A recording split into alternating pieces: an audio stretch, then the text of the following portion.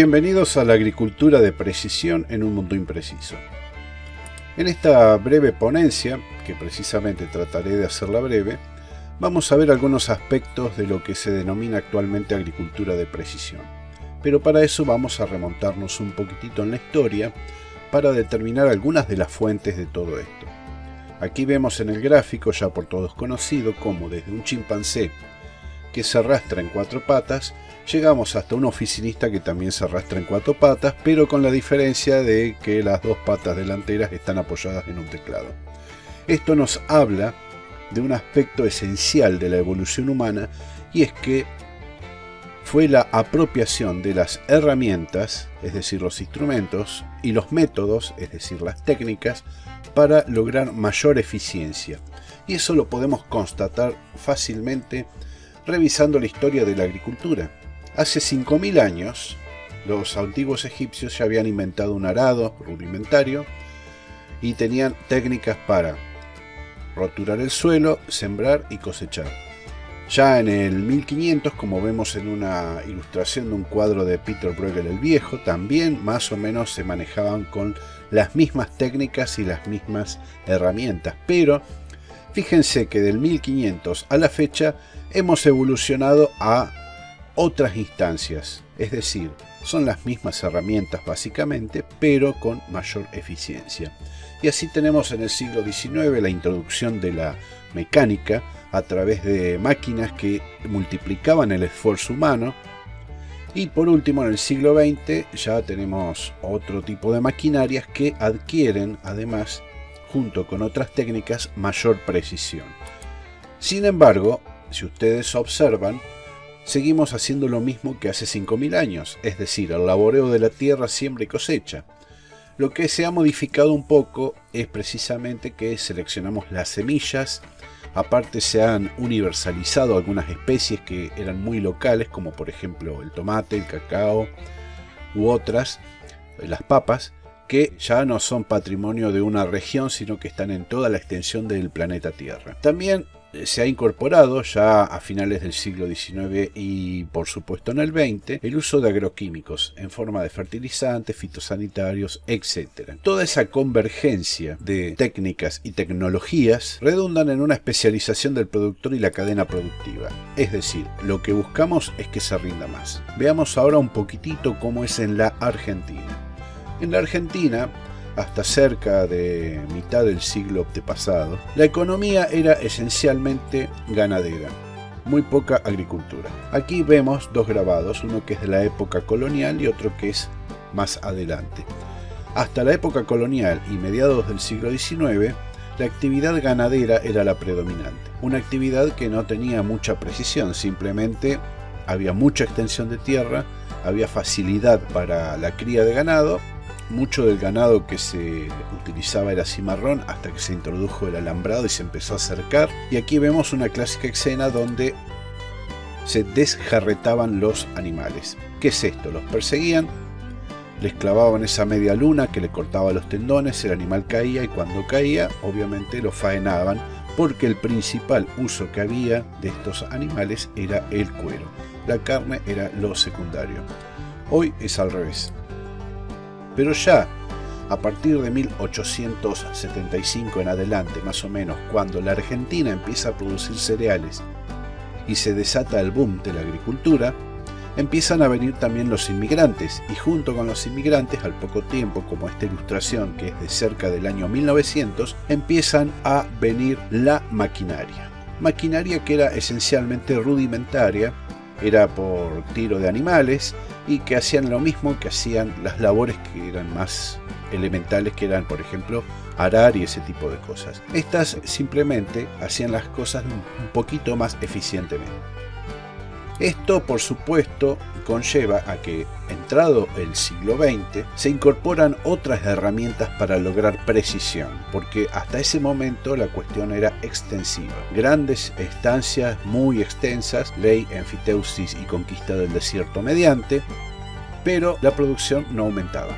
Entonces se introducen los análisis estadísticos, los bancos de germoplasma, se tecnifica aún más la labor agropecuaria, Y por supuesto, en el año 1956 irrumpe el INTA, que es un factor que ha sido muy fuerte y predominante en la evolución argentina de la agricultura y agropecuaria. Una de las herramientas, ya hemos hecho la introducción, vamos al grano, que queremos destacar es el Big Data y la minería de datos. Actualmente, la agricultura no pasa tanto por las herramientas físicas como pueden ser una cosechadora, una sembradora, una pulverizadora o ese tipo de cosas, sino por el análisis de datos sobre lo que estamos haciendo y cómo obtener la máxima optimización, maximización. Esto se hace mediante el análisis con métodos numéricos.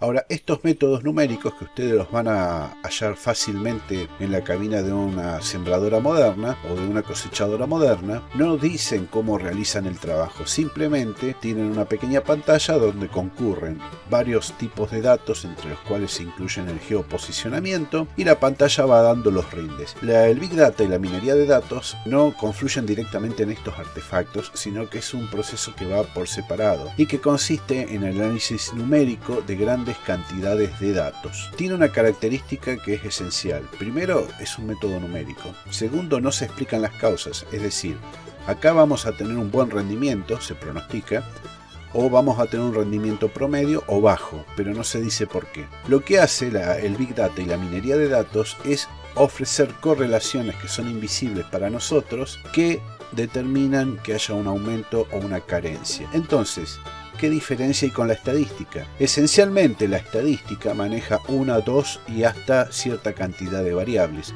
La minería de datos y el Big Data pueden manejar cientos y hasta miles de variables, lo cual hace que, por ejemplo, sea imposible de analizar fácilmente con métodos estadísticos.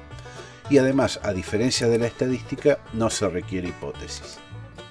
Van a ver ustedes, por ejemplo, que hay planillas que contienen números. Entonces, esos números que están distribuidos en filas están atravesados por columnas que son las famosas variables. Lo que hacen es cuantificar o cualificar algún aspecto de lo que estamos haciendo. Entonces, la concurrencia de todos esos datos mediante las técnicas numéricas nos va a decir cuál es el factor que más influye y nos puede pronosticar el rendimiento. Vamos a ver aquí un ejemplo, valga la redundancia, con maní, donde tenemos una cierta cantidad de especies de maní y se ha hecho lo que se denomina un agrupamiento o clúster. Van a ver que arriba de toda la gráfica hay una sola línea que se divide en dos. Después cada una de esas se divide en dos o más y después sucesivamente en más.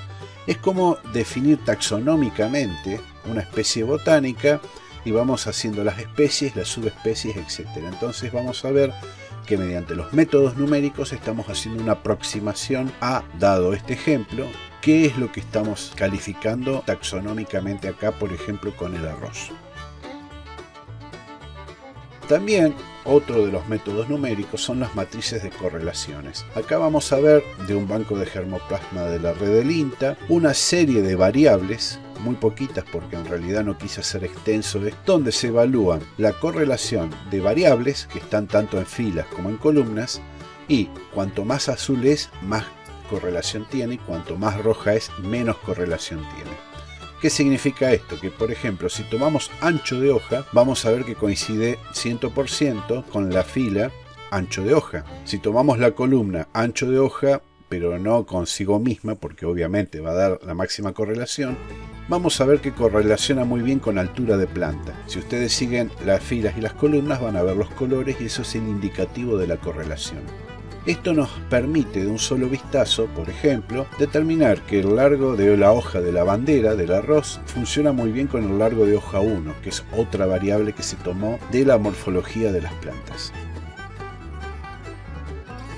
Las redes neuronales funcionan de otra manera. Tienen una entrada o varias, en este caso 3, tienen una salida o varias, en este caso 3, y en el medio tienen lo que se denominan capas ocultas de perceptrones. Entonces, ingresamos los datos numéricos, la montaña de números que tenemos, procesadas todas contra todas en los perceptrones que están en la capa oculta. Ahí son sometidas a una serie de funciones donde se busca establecer el peso sináptico de cada valor con relación al resto, y eso avanza hasta la capa de salida, y una vez ahí nos va a dar un valor. Ese valor, por supuesto, regresa hacia atrás, se llama backpropagation, y vuelve a efectuar el mismo proceso n cantidad de veces. Esas iteraciones se repiten hasta que la salida queda conformada y nos da un valor, que ese valor es el conocimiento, y es lo que nos indica la correlación de las variables y cómo pueden suceder. No las explica, no formula hipótesis, simplemente las encuentra. Acá, por ejemplo, vemos unas planillas de un grupo CREA de 10 años de siembra de arroz, las cuales tenían más de 50 variables. Ustedes saben que el arroz es un cultivo que requiere mucho laboreo. No solamente hay que plantarlo, sino hay que hacer toda una serie de cosas, y cada una de esas cosas, incluyendo las aplicaciones, fue documentada durante 10 años en varios campos. Toda esa cantidad de datos se metió en una red neuronal, se procesó y obtuvimos un resultado que en este caso era la búsqueda del periodo óptimo de inundación. Se descubrió que el periodo óptimo era 3 días. Por supuesto, cuando fuimos a hablar con los especialistas en arroz nos dijeron ya lo sabíamos, porque bueno, hace más de 100 años que hacen esta labor y ya lo tienen descubierto. Pero acá no se trata de un descubrimiento revolucionario, sino de constatación de una forma de trabajar, es decir, de esta metodología, la cual resultó muy eficiente. De la misma manera también probamos, por ejemplo, que después del arroz hay ciertas especies que se cultivan que son adecuadas para aprovechar lo que queda del arroz y fortalecer la tierra. Entonces, el Big Data, las redes neuronales y la minería de datos son una serie de métodos muy poderosos matemáticos que a simple vista están ocultos por la maraña de datos. Traten de analizar, por ejemplo, un caso de 50 variables. Estadísticamente es imposible o por lo menos extremadamente difícil. Ahora bien, esto tiene una serie de cuestiones. La primera es que se necesitan datos. Si no hay datos, no hay análisis. Esos datos tienen que ser normalizados. No se pueden poner cualquier unidad y cualquier cosa. Hay que lograr una unidad en la introducción de los datos para que la salida sea consistente. Al mismo tiempo hay que hacer un proceso interno de adecuación llamado parseo y por supuesto trabajarlos con los métodos. Además, no explican el fenómeno, no hay hipótesis, no sirve el método actual de investigación, porque ustedes, cuando hagan una investigación y utilicen el método científico, tienen que partir de hipótesis. Acá no las hay, porque no buscamos validar hipótesis. En todo caso estamos validando el método, nada más, pero los resultados sí les pueden servir para investigar y hacer las hipótesis correspondientes. Además hay que tener en cuenta que el analista no necesariamente es el experto del campo. Si ustedes están trabajando con citrus, arroz o lo que sea, necesitan especialistas en esos campos. El analista de datos lo que es un experto en el análisis de datos y en garantizar que los resultados de lo que ustedes brinden sea lo correcto. Ahora bien, ¿un ingeniero agrónomo puede ser un analista de datos? Sí. ¿Y un analista de datos, un ingeniero agrónomo? También. Se puede dar el caso. Pero siempre conviene que el analista sea alguien externo para que no tenga el sesgo que pueden tener los ingenieros agrónomos cuando están encariñados con una profesión o con un cultivo. Aquí vemos una clásica campana de Gauss, que no voy a explicar porque ustedes ya deben saber de qué se trata, que nos va a introducir en la precisión desde el cielo. Este es el segundo punto en el cual voy a exponer hoy y que trata del uso de las tecnologías satelitales y de drones para la producción agropecuaria. Como ustedes advertirán, hay una estampita de un santo, por eso dice precisión desde el cielo, y para más datos, ese santo es San Edwin. Y no voy a decir más nada. Los satélites se crearon con la loable tarea de fomentar la Guerra Fría.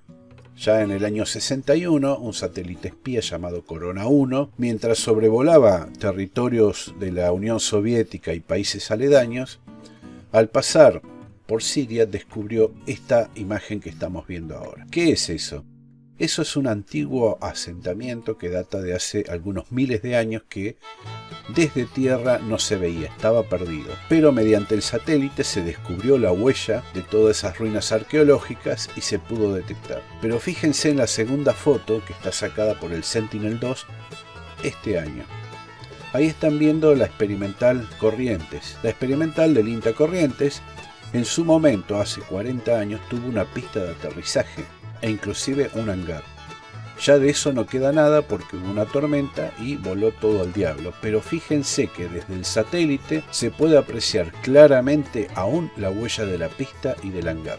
Entonces, cuando se crean los satélites, se crean con la idea del espionaje. Vamos a descubrir cuántos misiles atómicos tienen los rusos o cuántos misiles atómicos tienen los americanos y así. Sin embargo, a poco de andar, ya en la misma década del 60, descubrieron que los satélites eran ideales para las telecomunicaciones, las famosas vías satélite. Aquí en Argentina, en el año 69, se inauguraron las antenas de la estación Balcarce, la estación terrena Balcarce, que tenía las primeras parábolas de 69 metros que establecían las conexiones vía satélite de televisión, telefonía, etc. Y de ahí no terminamos de parar nunca, hasta ahora que tenemos los ARSAT, que son nuestros propios satélites. También se descubrió que el clima y la predicción climática eran favorecidos por esa visión desde el cielo. También los estudios geográficos, el estudio de mares, cuerpos de agua, vegetación, etc. Y por supuesto lo que nos interesa a nosotros, los análisis agropecuarios. Ustedes pueden obtener las clásicas visiones que estamos viendo acá, que tienen nombres específicos. Por ejemplo, la primera, falso color real, alude a que son los colores que se nos representarían a nuestra vista, pero en realidad son falsos. Ya explicaremos por qué. Otro que tiene la visión de la cantidad de agua, otro que tiene la visión de la vegetación y el estado de la misma, y otro que es con los valores infrarrojos de la denominada banda NIR, que lo que hacen es mostrar la reflectancia de estos valores que pueden determinar un montón de cosas. Entonces, si hablamos de vegetación, si hablamos de agua, si hablamos de suelo, y no hablamos solamente de medir las hectáreas o de medir las superficies de agua, estamos hablando también de la vegetación, por ende de los cultivos y de toda una serie de cosas. Fíjense en esta ampliación de este falso color real. Estamos viendo la zona inmediata que corresponde a la Estación Experimental Corrientes, que está ahí, pero bueno, no se ve mucho, debido obviamente a la resolución espacial, y el río Paraná. Ahora estamos viendo lo mismo, pero estamos haciendo hincapié en la reflectancia de lo que se denomina el agua. Entonces, según la escala de colores, vamos a determinar la mayor o la menor humedad. Fíjense que, por ejemplo, arriba, en el margen izquierdo, van a ver la ciudad de Corrientes y después a mitad de camino también otra ciudad que es San Luis del Palmar. Fíjense cómo los colores cambian con respecto a los campos y a los entornos. Vamos a ver que donde hay vegetación, especialmente la vegetación que es nativa o en todo caso que no ha sido tocada por la mano del hombre, está en tonos marrones. Así vamos a ir determinando los cursos de los arroyos, cuerpos de agua, ríos, islas, etc. También tenemos esta otra imagen que alude a la vegetación y en tonos verdes más acentuados o menos acentuados el estado de esa vegetación. Esto se debe a que, según las bandas espectrales que utilicemos, podemos detectar lo que se denominan los picos de clorofila A y B, que corresponden a ciertas radiaciones que son reflectadas por la vegetación hacia el satélite y que nos determinan, según su intensidad, cómo está esa vegetación. Hagamos el caso de los lotes que se ven cuadriculados en la imagen, donde hay lugares que están desnudos, que son cercanos al color rojo, otros que tienen poca vegetación, que son apenas de un verdecito oscuro, otros que tienen plena vegetación, que son verdes intensos. Finalmente, aquí en infrarrojos, son falsos colores infrarrojos, estamos destacando la reflectancia de este color, es decir, del infrarrojo. Cuanto más se refleja el infrarrojo, significa que menos absorción de esta banda hay. Todos sabemos que la vegetación, para que reflecte el infrarrojo, tiene que estar muerta o muriendo. Entonces, cuanto más rojo está la imagen, significa que más sano está. Y cuanto menos rojo, más enferma o seca está. La que es blanca completamente, como por ejemplo los bancos de arenas del río Paraná o algunos lotes, significa que es suelo desnudo. Fíjense, por ejemplo, donde es la zona de la ciudad de Riachuelo, arriba en el margen superior, o fíjense las rutas, en este caso vemos la ruta 12, están bordeadas de blancos porque ahí no crece nada. Esto es una aproximación muy rápida de lo que es toda la tecnología satelital, de la cual hay muchísimo para hablar, como por ejemplo los índices agronómicos, en los cuales no solamente podemos establecer la salud de la vegetación, sino también la humedad, por supuesto el agua, los cuerpos de agua, los índices llamados NBR que aluden a la posibilidad de incendios, etc. Habíamos dicho que todo esto es teledetección. ¿Cómo funciona? El Sol emite un espectro electromagnético que estamos viendo en la parte superior, que vamos a agrandar, donde se constituye en una parte visible, que son los colores que nosotros percibimos, y una parte invisible que está antes y después. Los satélites trabajan con lo que se denomina el espectro visible, RGB por sus nombres de los colores, que es rojo, verde y azul en inglés, y después por las bandas infrarrojas de microondas y etc. Esto funciona de la siguiente manera: el Sol emite su luz, la Tierra la recibe y la refleja al satélite de vuelta. Eso es captado por un transductor, que es un sensor, es transformado en una señal eléctrica y manipulado para que tenga un valor estándar. Eso es procesado y emitido hacia la Tierra. Entonces, esa banda, por ejemplo la R, que es roja, o la G, que es verde, o la B larga, que es azul, o la NIR, que es infrarrojos cercanos, son transmitidos por separados, no va todo junto. Y eso, según cómo juegue la reflectancia de esos valores, vamos a tener lo que hoy les contaba, los picos de clorofila A y B. ¿Qué significa esto? Que hay vegetación que va a responder de una determinada forma a esa excitación de bandas que otra, que es en definitiva actividad fotosintética. Vamos a establecer si esa vegetación está sana o enferma. Fíjense esto. En realidad, acá estamos viendo una imagen descompuesta en varias bandas. En primer lugar, tenemos una banda llamada SWIR, que es una banda de ondas cortas de infrarrojo. Después la banda 2, que es azul, la banda 3, que es verde, y la banda 8, que es infrarrojo cercano o NIR. Acá estamos viendo entonces cómo se verían en realidad la información. Fíjense que la misma imagen se ve de distintas maneras.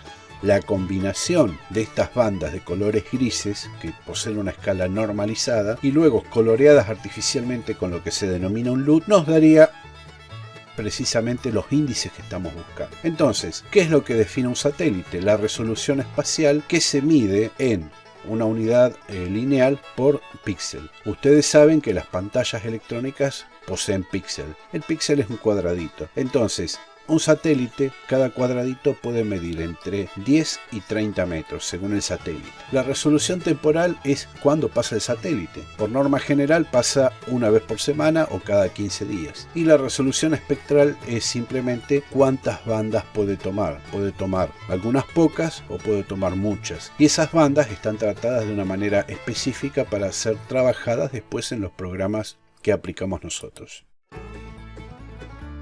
Pero esto no termina acá. Continúa con desde el cielo, pero más cerca, con el uso de drones. ¿Por qué? Porque lo que define un satélite, como les comenté recién, era la resolución espacial, temporal y espectral. Y aquí en el dron vamos a ver que, por ejemplo, esas resoluciones son distintas. Mientras que en un satélite como el Sentinel tenemos un píxel que mide 10 metros o 30 metros en el Landsat 8, en el dron pueden ser centímetros y milímetros. La resolución temporal del satélite es fija, no pasa cuando queremos. El dron sí, lo podemos levantar siempre que las condiciones lo permitan, cuando querramos. Y por último, la resolución espectral oscila entre 8 y 12 bandas, mientras que en los drones está un poco acotada porque depende del equipamiento per se que traiga el aparato o de la cámara multiespectral que le pongamos, pero en general son cámaras RGB y a veces cámaras NIR o NIR más R, etc. ¿Y qué es lo que nos diferencia uno de otro? Vamos a ver un ejemplo. Esta es la zona de la Experimental Corrientes. Vemos el Paraná, vemos el arroyo Sombrerito, etc. Y ahora vamos a hacer un acercamiento. Ahí estamos viendo la Experimental más de cerca, el arroyo Sombrerito, la ruta 12, un rectángulo que hemos marcado con amarillo, que es un lote que estamos haciendo unos ensayos y unas investigaciones. Aquí vemos el lote, fíjense que se ha pixelado mucho porque cada cuadradito son 30 metros, aquí estamos viendo 7 hectáreas aproximadamente. Y finalmente tenemos acá lo que vendría a ser un píxel y lo que representa ese píxel. Perdón, son 10 metros, no 30. Entonces observen acá que cuando ustedes acercan mucho la imagen satelital se pierden los detalles. Es decir, las imágenes satelitales pueden ser muy útiles para regiones, zonas o digamos contextos generales. Pero con el dron podemos hacer lo siguiente. El mismo lote de 7 hectáreas, tomado desde 60 metros de altura y hecho en un ortomosaico de 253 imágenes, podemos acercarnos y poder ver los detalles del alambrado, el camino, los pastos. Podemos seguir acercándonos y vemos las matas de pasto. Podemos seguir acercándonos y vemos hasta los terrones de tierra, etc. Es decir, nos permite hacer una resolución espacial más cercana que hace que nosotros podamos apreciar los detalles, especialmente cuando trabajamos con cultivos o con animales. Es decir, el satélite nos da un contexto regional, zonal o de un espectro más grande, mientras que los drones nos permiten trabajar en la especificidad.